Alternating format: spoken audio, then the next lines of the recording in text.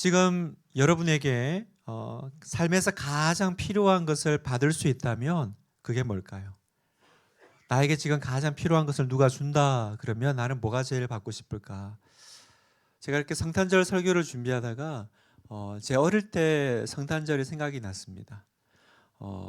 저의 좀 불우한 시절을 말씀드리자면 저는 어릴 때 한 번도 성탄절 선물을 부모님께 받아본 적이 없거든요.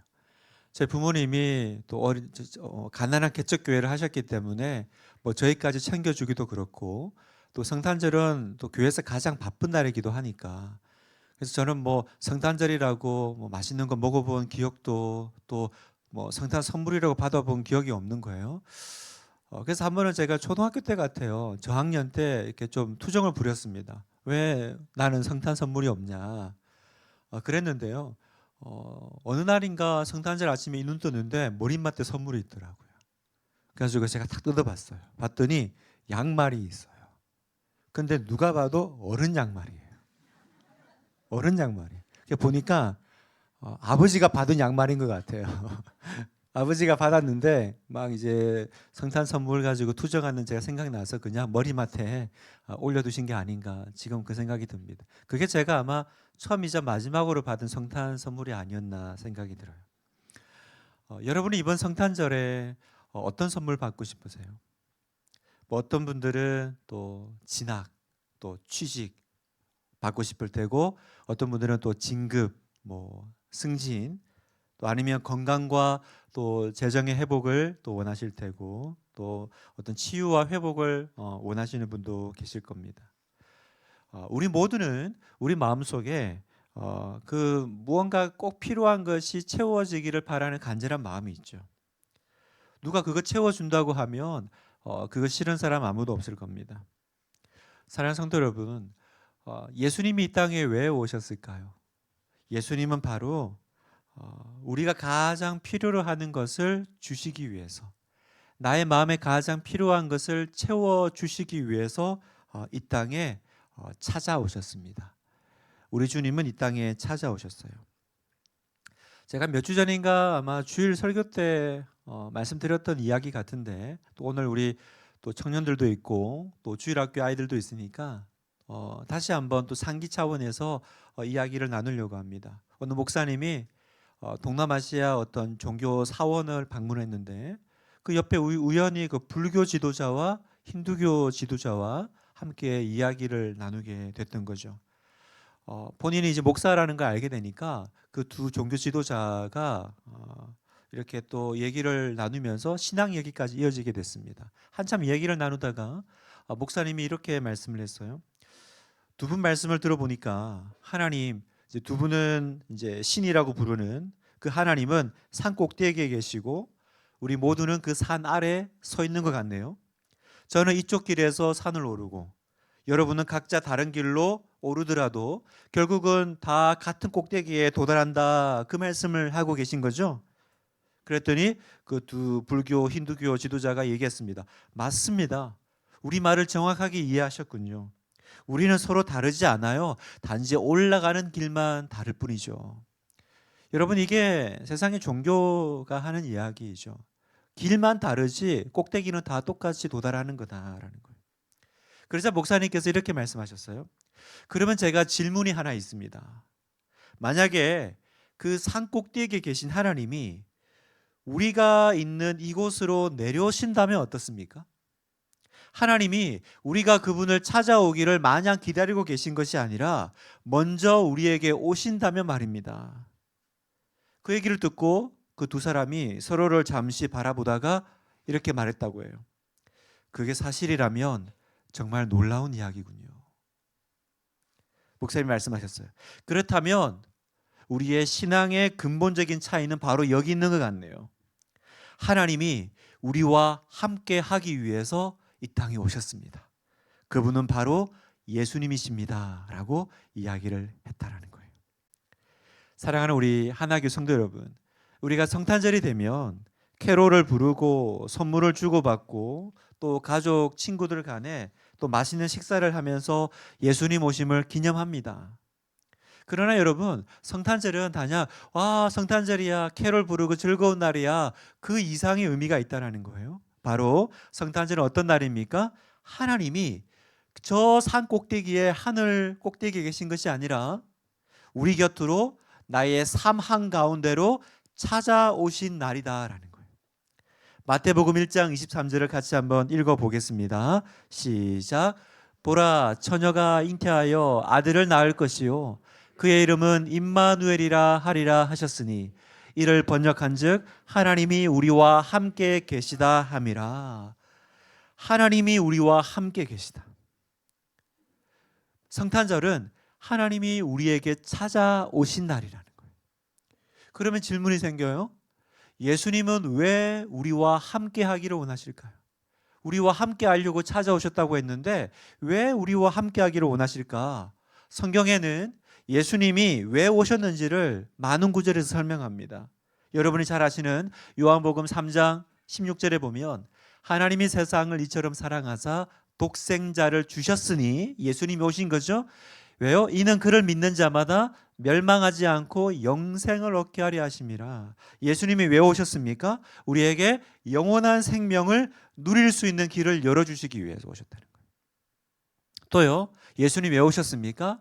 길을 잃고 방황하는 사람을 찾아오시고 답을 찾지 못한 사람에게 답 주시려고.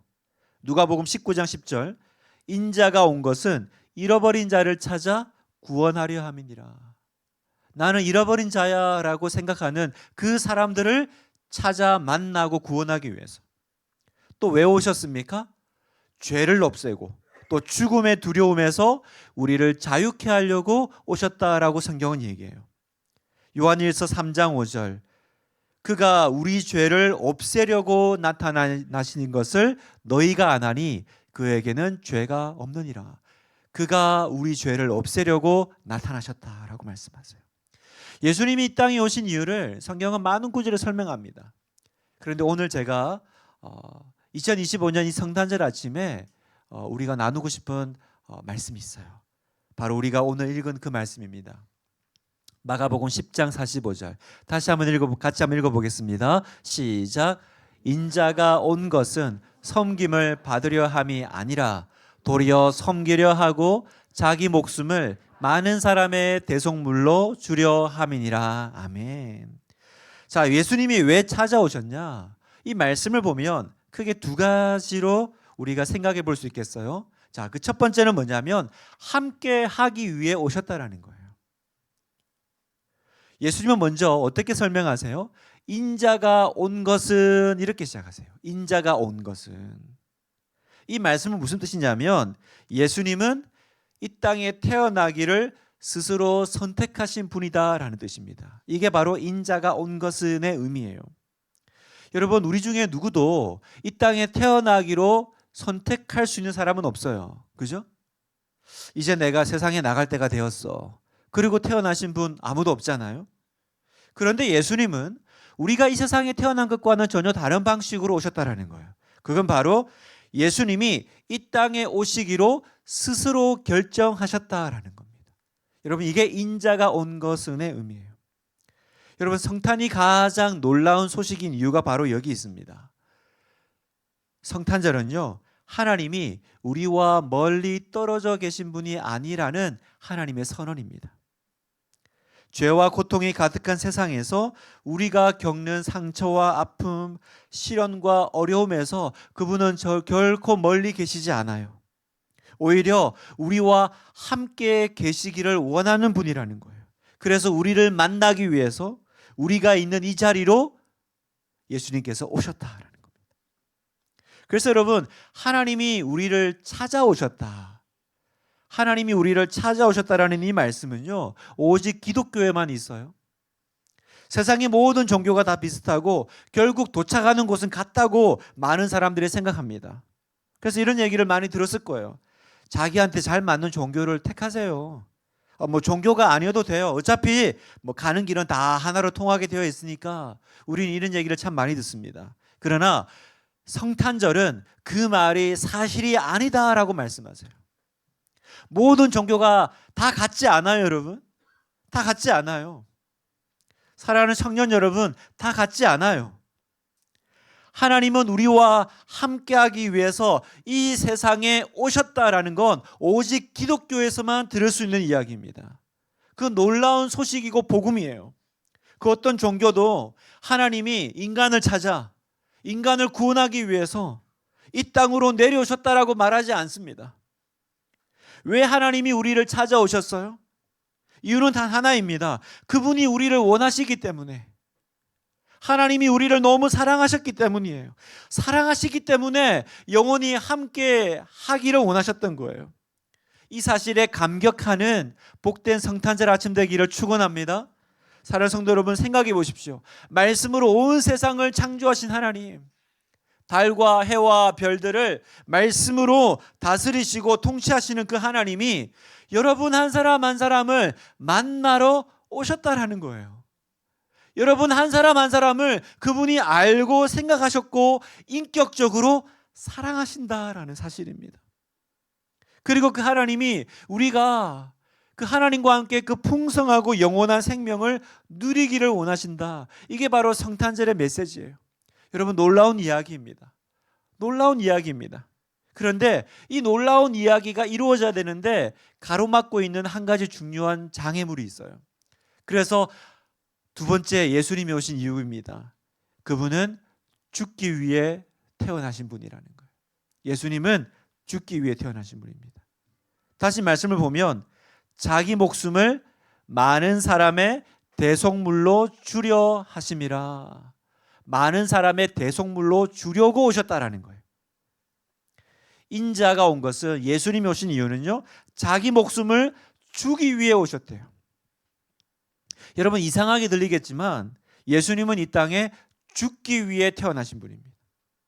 성탄절은요, 죽기 위해 태어난 한 분을 기억하는 날이다라는 거예요. 그래서 기독교의 상징은 뭐예요? 십자가죠. 왜 기독교를 드러내는 많은 상징 중에 우리는 십자가를 떠올릴까? 십자가는 죽음이잖아요. 여러분, 예수님이 죽으시는 일이 왜 중요할까요? 답은 예수님의 말씀 속에 있어요. 자기 목숨을 대속물로 주기 위해서. 여러분, 이 대속물이라는 말은요, 누군가를 노예 상태에서 해방하기 위해서 지불하는 값을 얘기합니다. 그 노예 상태에 있는 사람을 구출하고 구원하기 위해서 대신 치르는 값이 바로 대속물이라는 뜻입니다. 사람은 하나님께 죄를 지었죠. 죄의 결과가 뭐예요? 하나님과의 관계가 끊어지는 것입니다. 죽음은 무엇입니까? 그 끊어진 관계의 결과가 죽음이에요. 여러분, 우리는 늙어서 죽는 게 아니에요. 아파서 죽는 게 아니고 하나님과의 관계가 끊어진 결과가 뭐냐? 성경은 그게 죽음이다라고 얘기하세요. 그런데 여러분, 만약에 우리가 하나님과의 관계가 끊어진 채로 죽으면요, 우리는 영원히 하나님과의 사랑에서 끊어지게 됩니다. 하나님과의 사랑에서 멀어지게 돼요. 그래서 예수님이 이 땅에 오신 거예요. 우리의 대속물로 자기의 생명을 주시기 위해서, 다시 말해서 우리의 죄값을 치르기 위해서 오신 거예요. 이 말이 바로 많은 사람의 대속물로 주기 위해서다는 뜻입니다. 그러니까 대속물이란 건 뭐냐면 많은 사람을 대신해서라는 뜻이에요. 많은 사람을 대신해서. 언제였던가요? 몇 주 전에 제가 이제 토요일 날 한참 설교 준비를 하다가 화장실을 간다고 나왔는데 화장실 앞에 엉망이 돼 있는 거예요. 뭐 엄청 지저분하고 거기에 순자님 한 분이 또 온갖 그 분비물과 토사물로 엉망이 된 채 서 있고, 그리고 그 화장실 안에는 그 순자님의 어린 딸이 얼어붙은 채로 서 있더라고요. 저하고 눈이 마주쳤는데 아직 뭐 하나 키즈예요. 어쩔 줄 몰라 하면서 얘도 이제 분비물이 묻은 채로 서 있더라고요. 보니까 제가 순자님 무슨 일이에요? 여쭸더니 그날 딸이 컨디션이 안 좋아가지고 교회 왔다가 뭐 안 좋아 그래서 화장실 안고 들어가는데 거기서 그냥 애가 토해버린 거죠. 입구에서. 그러니까 뭐 순자님 옷에도 토하고 바닥에도 뭐 엉망이 되어 있죠.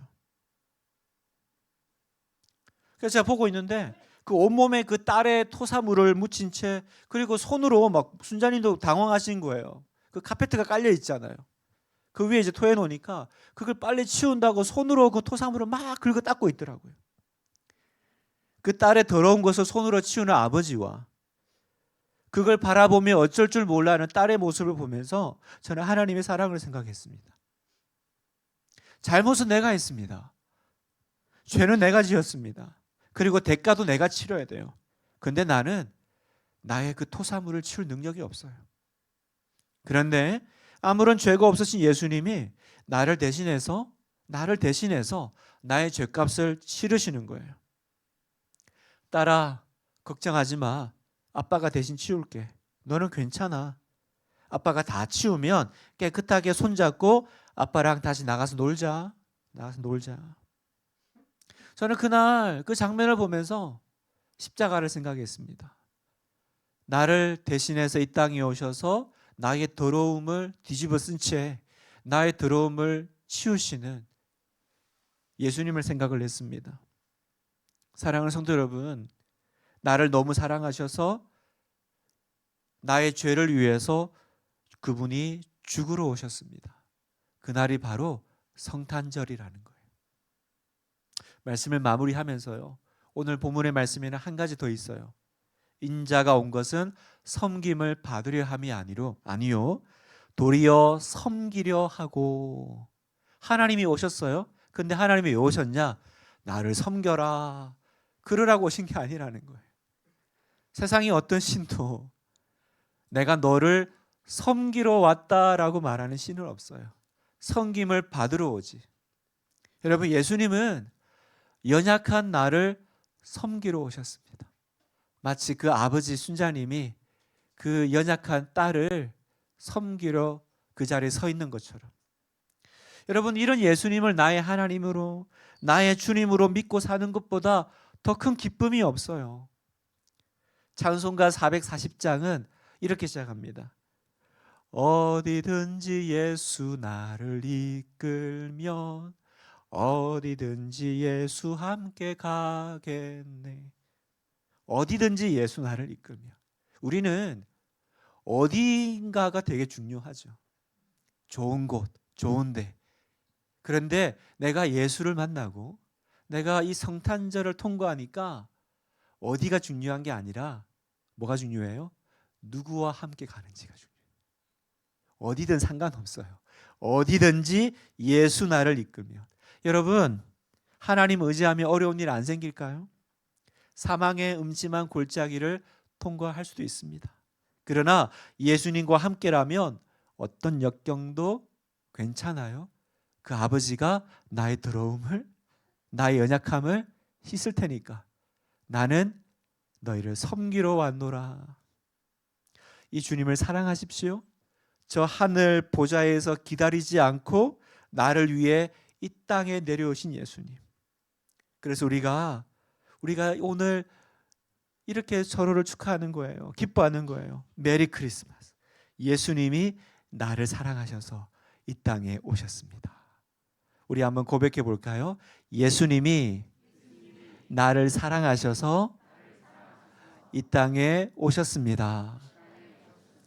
아멘이세요, 여러분?